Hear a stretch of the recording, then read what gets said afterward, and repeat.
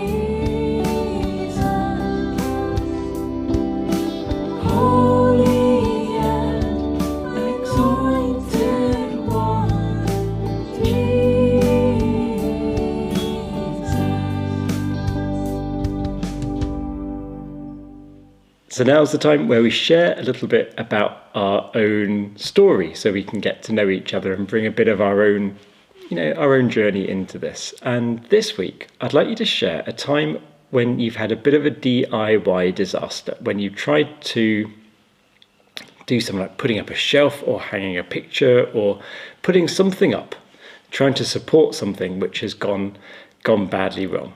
Okay, so if you're watching live, please type this into the comments. If you're watching this at another time, just think, what's your worst DIY disaster? Okay, let's share. Go. Thank you for sharing. Let's sing What a Beautiful Name It Is. You were the Word at the beginning, one with God the Lord Most High. Your hidden glory in creation, now revealed in you are Christ. What a beautiful name it is. What a beautiful name it is. The name of Jesus Christ, my King. What a beautiful name it is. Nothing compares to this. What a beautiful name it is. The name of Jesus. You didn't want heaven without us, so Jesus, you brought heaven down. My sin was great, your love was greater. What could separate us now? What a wonderful name it is. What a wonderful name it is. The name of Jesus Christ, my King. What a wonderful name it is. Nothing compares to this. What a wonderful name it is. The name of Jesus. Death could not hold you. The veil torn before you. You silenced the boast of sin and grave. The heavens are roaring in the praise of your glory. For you are raised to life again. You have no rival. You have no equal. Now and forever, God, you reign. Yours is the kingdom. Yours is the glory. Yours is the name above all names. What a powerful name it is. What a powerful name it is. The name of Jesus Christ, our King. What a powerful name it is. Nothing can stand against. What a powerful name it is. The name of Jesus. You have no rival. You have no equal. Now and forever, God, you reign. Yours is the kingdom. Yours is the glory. Yours is the name above all names. What a beautiful name it is. What a beautiful name it is. The name of Jesus Christ, my King. What a beautiful name it is. Nothing compares to this. What a beautiful name it is. The name of Jesus.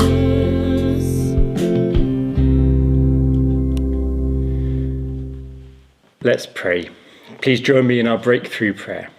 God of love, God for all, your purposes are more beautiful than we can possibly imagine. Fill us with your Holy Spirit. Help us let go of all that holds us back. Open our lives and our churches to new seasons of humility and faith, of change and growth. Shake us up with the good news of Jesus and show us the way. Amen. If you're watching live, I invite you now to type into the comments a word or two that expresses why God is particularly good for you today. Go. Let's sing, Build My Life.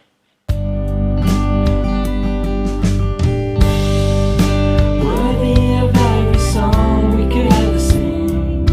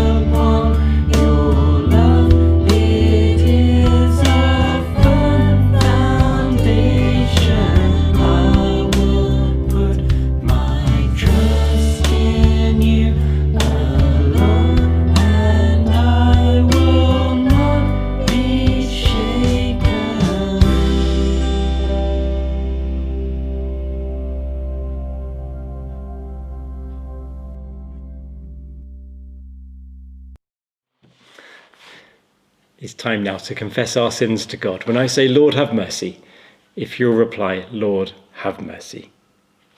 Lord Jesus, you came into the world to save sinners. Lord, have mercy. Lord, have mercy. We have brought sorrow and hurt to you, to others, and to ourselves. Lord, have mercy.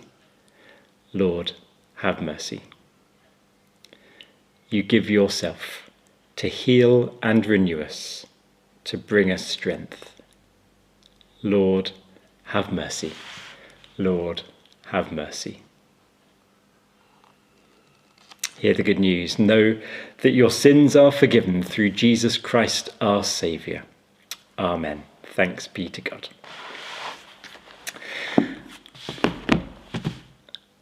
So let's hear the words of Holy Scripture. Today's passage, there's a space on the sheet to write this. As always, I encourage you to listen out for bits that stick out for you, because they might be the bits that God wants to bring alive for you today. So today's passage is Matthew 22, 34 to 46. Fiona's going to read it to us today. So let's hear the good news according to Matthew. When the Pharisees heard that he had silenced the Sadducees, they gathered together, and one of them, a lawyer, asked him a question to test him. "Teacher, which commandment in the law is the greatest?" He said to him, "You shall love the Lord your God with all your heart and with all your soul and with all your mind. This is the greatest and first commandment. And a second is like it. You shall love your neighbour as yourself. On these two commandments hang all the law and the prophets."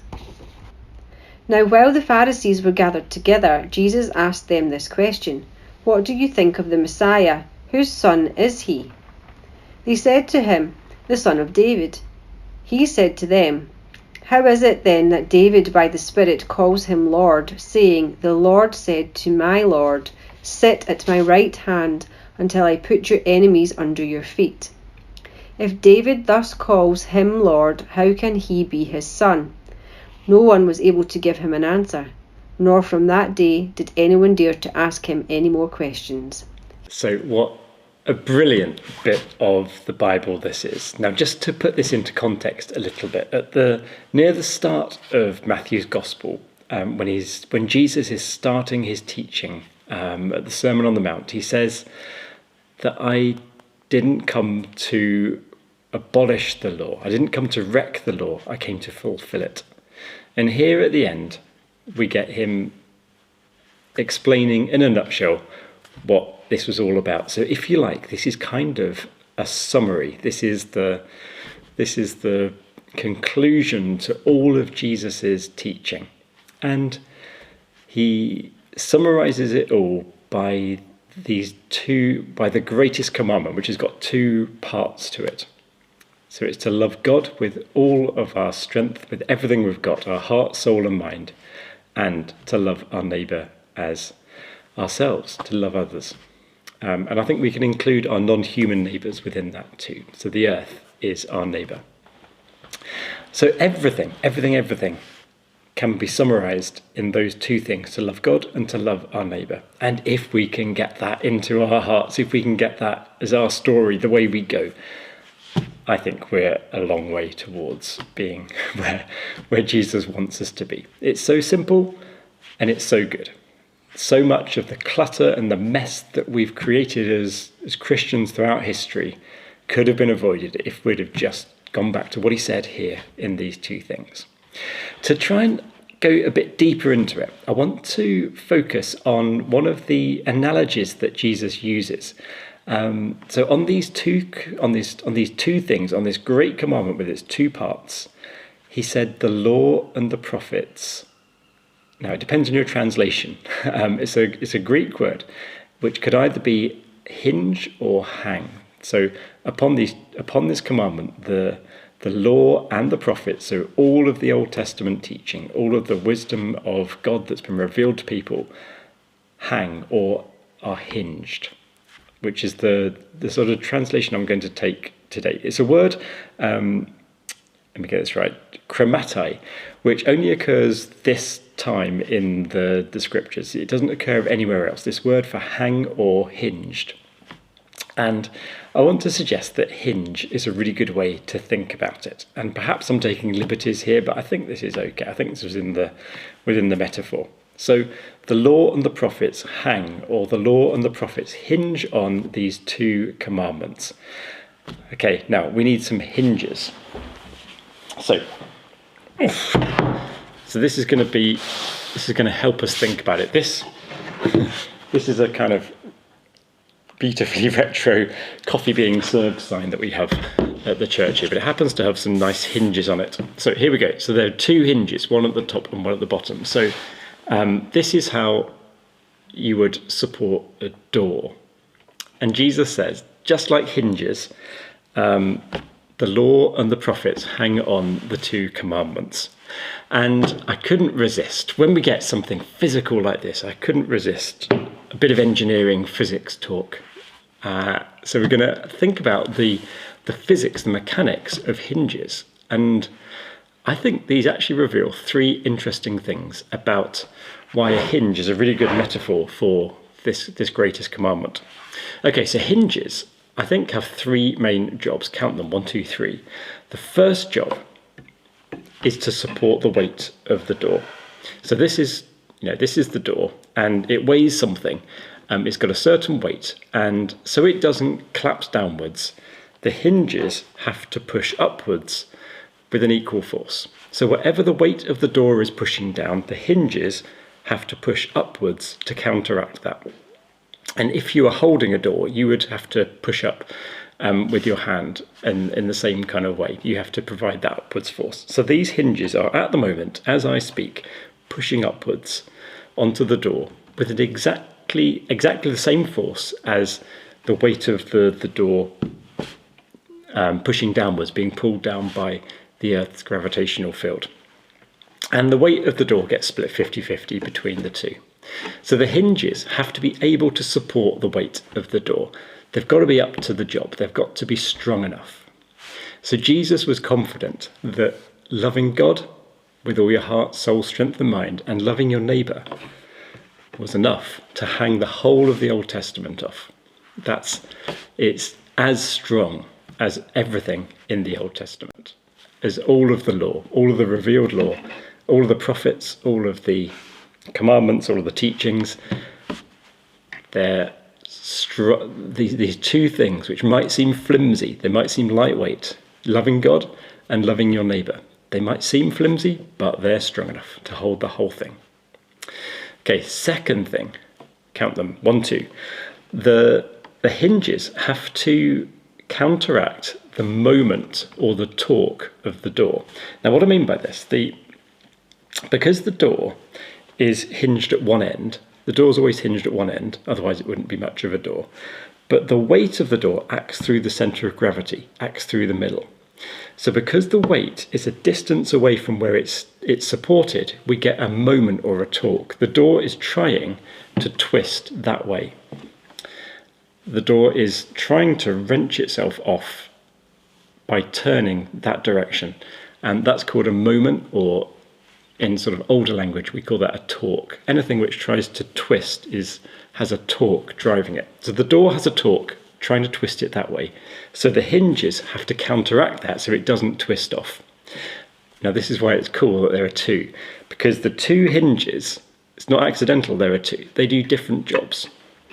So the door is trying to twist this way, so the hinges have to twist it back. So this hinge pushes that way, and this hinge pushes that way. So as the door tries to twist this way, these two hinges have to counteract them. This hinge pulls it back, and this hinge pushes it away. So the two hinges have to act together in opposite ways to balance it out. And I wonder if there's some of that in these two aspects of the greatest commandment, to love God and love our neighbour. If we just have one of those in our head, in our heart all the time, perhaps that's unbalanced. Perhaps we need the other one. For instance, if we're all about loving God, if we're all about worshipping and praying and doing all the things, all the devotional things which are good to do, but we don't care about the people around us. That can lead us into a twisted, warped version of Christianity. Equally, if we're really good at loving our neighbour, if we're brilliant at looking after people, the kindest person, but we forget that God is living in them too, that God is alive and God is around, and that we're praising God when we do that. That again can lead us into a twisted version of what it means to be a disciple. We need both, because they both balance each other. They both do an opposite and complementary job. Okay, so they support the weight, they stop the twisting by working together in opposition. And if hinges are to be good, they allow the thing to move freely. They allow a sort of degree of flexibility. They are low friction, they don't get in the way. They can cope with anything. And I think there's something beautiful about these two aspects of the Great Commandment. Loving God and love your neighbour applies to everything. There's no situation where they don't work. It works for anything, anywhere we find us. This was put down, 2,000-ish years ago, and they're still relevant today. They can apply to any situation. That's why they're so foundational and so brilliant. They allow, as society moves, as the questions move, as the questions change, as things evolve, as we find ourselves in new situations that the people back then never would have dreamt of, new ethical dilemmas, we can always go back to these two things: loving God, loving our neighbour, because they work everywhere. They're universal. They allow us to move and to flex and to do various things. They still keep on working. No matter where the door goes, the hinges still keep doing their thing, and they're frictionless. They allow it so beautifully and so easily.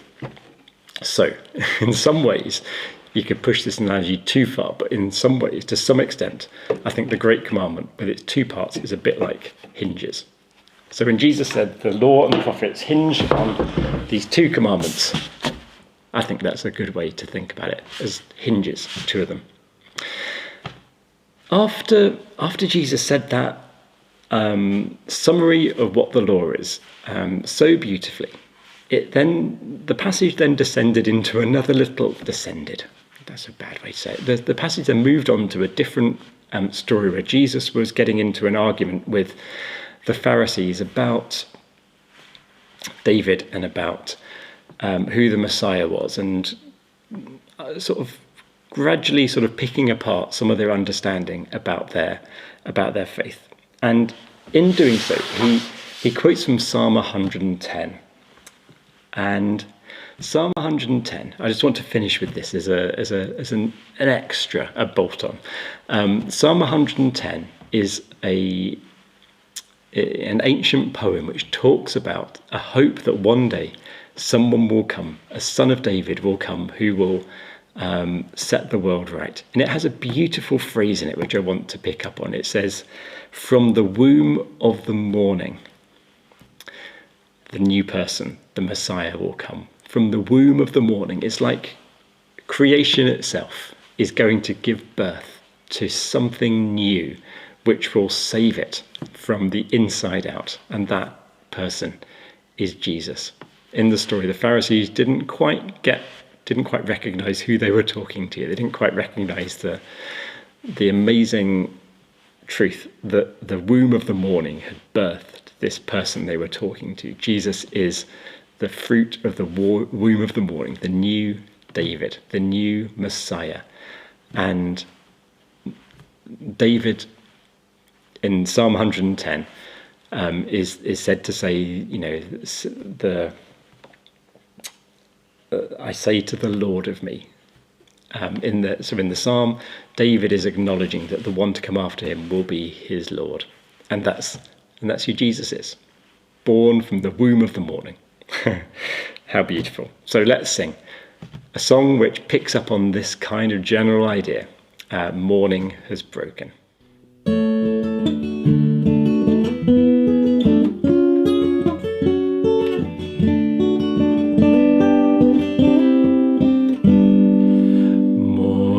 Has broken like the first morning.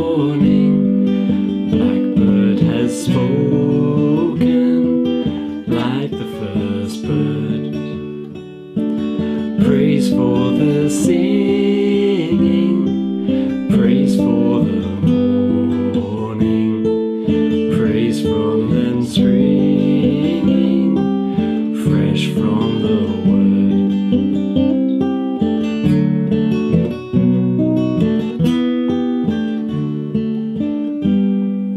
Sweet the rain's new fall, sunlit from heaven, like the first dew fall on the first grass. Praise for the sweetness of the wet garden, sprung in completeness where his feet pass.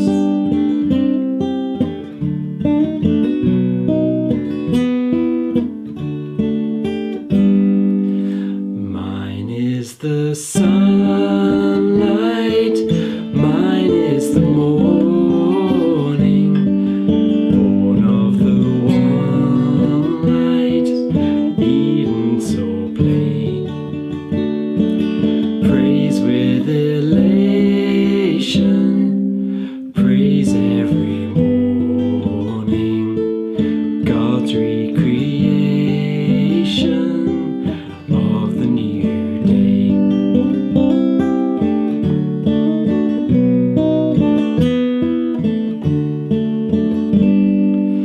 Morning has broken like the first morning, blackbird has spoken like the first bird. Praise for the singing, praise for the morning, praise for them springing, fresh from the word.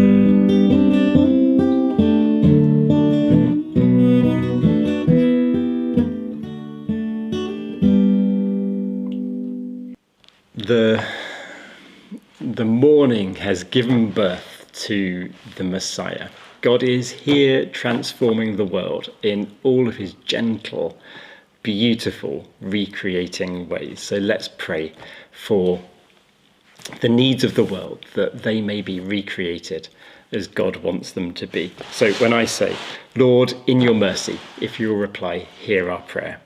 If you're watching this live and you'd like to type the initials of someone who you particularly are concerned about at the moment, please do so. And we can all join in praying for them. So let's pray. God of love, we pray for the life of your church throughout the world. May every congregation, whether gathered or separate, be a community of love, and every Christian a witness to your grace. Renew us all, that we may be a living fellowship in your spirit and serve our neighbours. Lord, in your mercy, hear our prayer. God of mercy, we pray for the life of the world and for those who exercise power. Show us how to live as members of the human family, to reject the ways of war, to bear each other's burdens, and to work together for justice and peace. Lord, in your mercy, hear our prayer. God of compassion, we pray for those who are ill or anxious at home or in hospital. We pray for those whose lives are filled with fear and despair. Draw near with your saving love and bring healing and hope. Lord, in your mercy, hear our prayer. God of glory, we rejoice in the communion of saints. We remember all who have faithfully lived and all who have died in Christian hope. Help us to follow their example and bring us with them into the fullness of your eternal joy. Lord, in your mercy, hear our prayer. And let's pray together the prayer that Jesus taught his disciples. Our Father, who art in heaven, hallowed be thy name. Thy kingdom come, thy will be done on earth as it is in heaven. Give us this day our daily bread, and forgive us our trespasses, as we forgive those who trespass against us. And lead us not into temptation, but deliver us from evil. For thine is the kingdom, the power, and the glory, for ever and ever. Amen. So, may you know that your faith is supported and hinged on these two great commandments. So may you increasingly love the Lord your God. May you increasingly love your neighbour as yourself. And the blessing of God, the Father, the Son, and the Holy Spirit be with you now and stay with you forevermore. Amen.